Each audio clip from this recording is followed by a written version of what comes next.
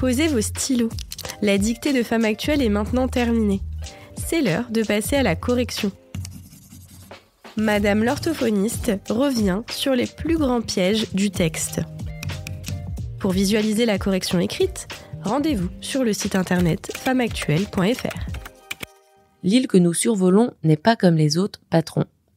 EST, c'est le verbe être, et qui n'est pas comme les autres, c'est l'île, qui correspond à la troisième personne du singulier. Donc EST. Si j'ai bien compris, un S a compris. Ici, nous avons un temps composé de deux parties, est et compris. Pour connaître la lettre muette à la fin de compris, cherchez son féminin.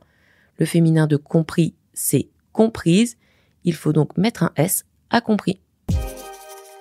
Le subjonctif est l'univers du doute. Univers avec un S car c'est un mot de la même famille que universel dans lequel vous entendez ce S. Il faut donc le mettre à univers même s'il ne se prononce pas. De l'attente qui vient de attendre et s'écrit donc L'-A-2-T-E-N-T-E et non pas la plus loin tante T-A-N-T-E qui est la femme de mon oncle. Réfléchissez toujours au sens de ce que vous écrivez. Posez-vous des questions. Du désir, de l'espérance. Désir sans E, espérance avec un A et CE à la fin. De tous les possibles.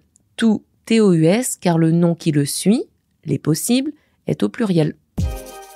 Comment voulez-vous que l'île du doute, de l'attente, du désir, de l'espérance, de tous les possibles ait des contours bien définis? AIT, nous avons là un bel exemple de subjonctif pour finir. Cette phrase exprime l'incertitude, donc un fait qui n'est pas concret, qui nécessite l'emploi du subjonctif. Ensuite, comment écrire est?